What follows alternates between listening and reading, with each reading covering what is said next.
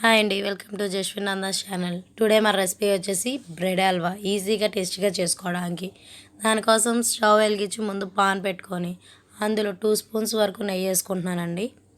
నెయ్యి కరిగిన తర్వాతే మనం ఈలోపు కాజులు బాదం కట్ చేసి పెట్టుకోవాలి.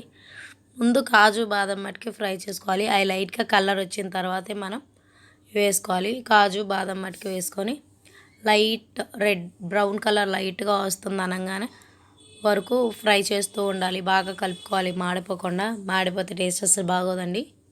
ఇది బ్రెడ్ హల్వా కాబట్టి మనకు కొంచెం డ్రై ఫ్రూట్స్ అనేవి ఎక్కువగా ఉండేటట్టు చూసుకోవాలి. లైట్గా కలర్ వస్తే కనుక అందులో కిస్మిస్ వేసుకోవాలండి. ఎందుకంటే కిస్మిస్ ముందే వేస్తే మాడిపోతాయి. అందుకని కొంచెం ఫ్రై అయిన తర్వాత వేస్తే సరిపోతుంది. లైట్గా కలర్ వచ్చేస్తున్నాయి. ఇంకా మనం కిస్మిస్ కూడా వేసుకోవచ్చు.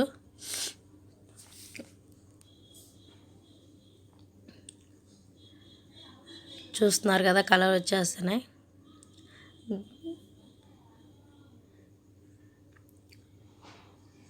ఇప్పుడు కిస్మిస్ వేసుకొని కిస్మిస్ని కూడా బాగా ఫ్రై చేసుకోవాలండి. అవి రౌండ్గా ఉబ్బుతాయి. బాగా కిస్మిస్ కూడా ఫ్రై అవ్వాలి. మాడకుండా చూసుకోవాలండి. మాడితే అసలు ఈ స్వీట్లో అస్సలు బాగోదు. మాడకుండా చక్కగా ఫ్రై చేసుకోవాలి కలుపుకుంటూ. దగ్గరే ఉండాలండి. అలా స్టవ్ ఆఫ్ చేసేయడం అలాంటి చేయకూడదు. చక్కగా తిప్పుకుంటూ ఫ్రై చేసుకోవాలి. తిప్పకపోతే అడుగున మాడిపోతాయి, పైన ఇలా ఉండిపోతాయి. కిస్మిస్ కూడా ఫ్రై అవుతున్నాయి. ఈలోపు ఈ కొంచెం వేగాల్సిన కాజు బాదం కూడా లైట్గా వేగుతాయి. ఇప్పుడు మన రెసిపీ బాగుండిద్ది.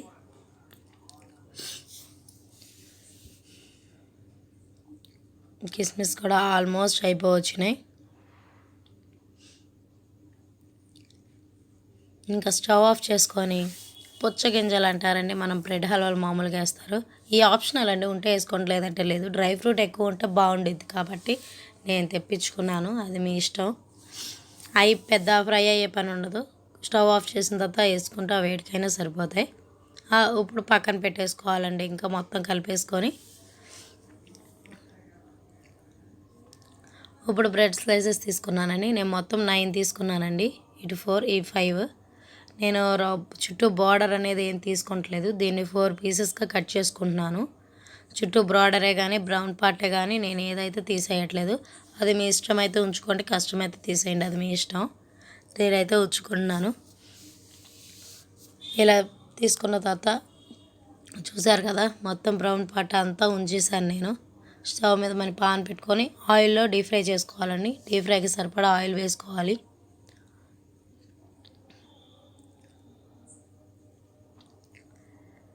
ఆయిల్ సరిపోతుంది. ఆయిల్ హీట్ అయ్యే వరకు ఆగాలండి, లేకపోతే ఆయిల్ పీల్చేస్తే అస్సలు బాగోదు. డీప్ ఫ్రై అవ్వడానికి బాగా ఆయిల్ హీట్ అయితే చూసారా, బబుల్స్ వచ్చేసినాయి. చక్కగా ఫ్రై అవుతాయి. బ్రౌన్ కలర్ వచ్చే వరకు బాగా ఫ్రై అవ్వాలండి. ఎంత డార్క్ కలర్ వస్తే అంత బాగుండిద్ది. వైట్గా ఉంటే కొంచెం పచ్చిగా అనిపిస్తాయి. కలర్ వచ్చిందని ఏం బాధపడక్కర్లేదు. బాగా రెడ్ కలర్ రానివ్వచ్చు. చక్కగా కుక్ అవనివ్వాలి. మొత్తం రెడ్ కలర్ వచ్చేసే వరకు మనం బాగా ఫ్రై చేసుకోవాలి.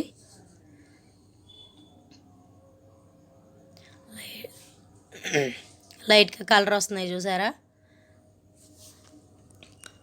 ఆల్మోస్ట్ కలర్ వచ్చేస్తున్నాయి చాలా వరకు.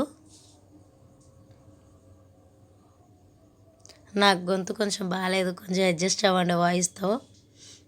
వెదర్ బాగాలేదు కదా.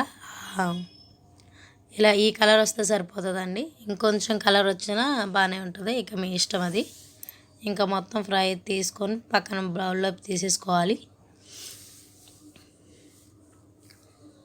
అలా మొత్తం ఉన్న స్లైసెస్ అన్నీ కొంచెం కొంచెంగా వేసుకొని తీసుకుంటూ ఉండాలి. మళ్ళీ వేసుకుంటున్నాను. అలా మొత్తం ఫ్రై చేసుకొని మన కట్ చేసుకున్న పీసెస్ అన్నీ తీసుకోవాలి. మొత్తం అయిన తర్వాత మళ్ళీ స్టవ్ మీద ఆయిల్ దించేసిన తర్వాత మళ్ళీ ఖాళీ పాన్ పెట్టుకొని షుగర్ అండి, ఒక బౌల్ తీసుకుంటున్నాను. 9 పీసెస్కి ఈ బౌల్ సరిపోతుంది. ఒక బౌల్ షుగర్కి ఒక బౌల్ వాటర్. బౌల్ అంతా కరిగే వరకు బాగా పంచదారను కరిగించుకోవాలి.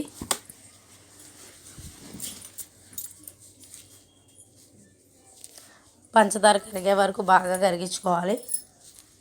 తిప్పుతూ కరిగించుకోవాలండి, లేదంటే పంచదార అడుగంటేస్తూ ఉంటుంది. లైట్ పాకం వచ్చే వరకు కూడా మనం కలుపుకుంటూనే ఉండాలి, లేదా అడుగంటితే బాగోదు. బాగా తిప్పుతూ కలుపుకోవాలి. చూసారు కదా ఎలా అడుగు నుంచి కలుపుతున్నాను. కట్ అండ్ ఫోల్డ్ మెథడ్లో కట్ తిప్పుతూ ఉండాలి. ఆల్మోస్ట్ వచ్చేస్తుంది పాకం. లైట్గా స్టిక్కీగా ఉంటే సరిపోతుంది షుగర్ సిరప్ అనేది. ఎక్కువ ఏమి తీగ పాకాల వచ్చే పని లేదు. లైట్గా స్టిక్కీగా ఉంటే సరిపోతుంది. ఇందులో కొంచెం ఒక స్పూన్కి నెయ్యి వేసుకుంటున్నాను. నెయ్యే కదండి ఈ స్వీట్కి బాగా టేస్ట్. ఇది ఆల్మోస్ట్ నేను చెప్పే కొలతలు కరెక్ట్గా సరిపోతాయండి, మేమేం చేసే పని లేదు. షుగర్ కానీ ఏదైనా మీడియంగా తినడానికి సరిపోతుంది. ఇంకా 4-5 ఇలాచీలు సరిపోతాయండి, దాన్ని దంచేసుకున్నాను మంచి ఫ్లేవర్ కోసం. మీరు పొడి ఉంటే పొడైనా వేసుకోవచ్చు, ఇలాచీ పొడి. చక్కగా అయిన తర్వాత చూడండి స్టిక్కీగా వస్తుంది, లైట్గా తీగ వచ్చినట్టు సరిపోతుంది. ఇప్పుడు బ్రెడ్ స్లైసెస్ అన్నీ అందులో వేసేయండి. ఫ్రై చేసుకున్నాయన్నీ బాగా కలుపుకోవాలి. అందులో వేసి అన్ని పీసెస్ వేసేస్తున్నా.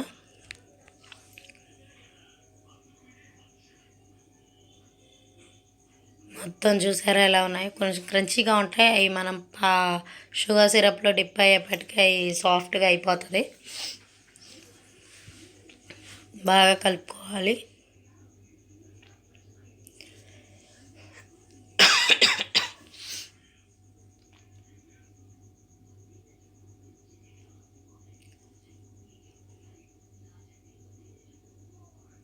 చూసారు కదా ఎలా కలుపుకున్నాను. మొత్తం కలిసే వరకు మొత్తం ఆ షుగర్ సిరప్లో మునిగేటట్లు, అది కట్ అయ్యేటట్టు స్మాల్ పీసెస్గా కట్ చేసుకుంటూ మనం డిప్ చేసుకోవాలి షుగర్ సిరప్లో. తర్వాత డ్రై ఫ్రూట్స్ కూడా వేసి మొత్తం కలిపేసుకోవచ్చు. ఉంచుకుంటే కొంచెం ఉంచుకోండి, డ్రై ఫ్రూట్స్ ఫ్రై చేసినాయి పైన గార్నిష్కుంటాయి. బాగా కలుపుకోవాలి. ఇలా కలిసిన తర్వాత కోవా అని ఉంటుందండి, పాలకోవా అనేది బయట, మీ అంటూ అది వేసుకోండి. లేదంటే పాల మీద మేకడ ఉంటుంది కదా, దాంతో సరే గేదె పాలు ఉంటాయి కదా ప్యాకెట్ కాకుండా, పాల మేకడతో సరే వేసుకున్నా సరిపోతుంది. 3/4 కప్ వేసుకున్నానండి పాలు. బాగా కలుపుకోవాలి. చూసారు కదా ఎలా కలుపుకుంటున్నాను.